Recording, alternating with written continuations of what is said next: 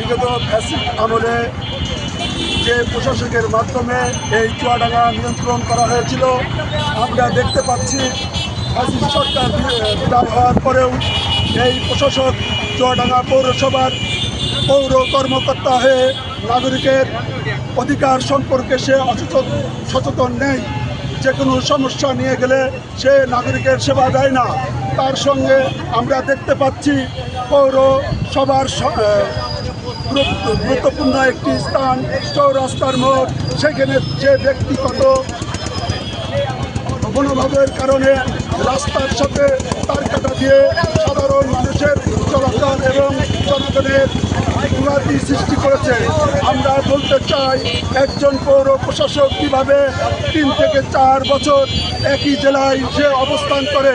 আমরা এও জানতে পেরেছি তার হাজব্যান্ড অর্থাৎ স্বামী এই শহরে একটি সরকারি কলেজের অধ্যক্ষ হিসাবে রয়েছে।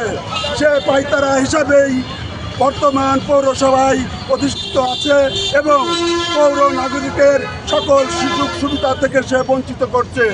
এই কারণে আমরা বর্তমানে পৌর প্রশাসকের প্রত্যাহার চাচ্ছি এবং সুশীল সমাজের কাছে এটা আমরা পরিষ্কারভাবে বলতে চাই, এই প্রশাসক ফ্যাসিস্ট আমলে যে সহযোগিতা করেছিল, ঠিকই এখনও সেই ফ্যাসিস্ট কর্মকাণ্ডগুলো সে করে যাচ্ছে।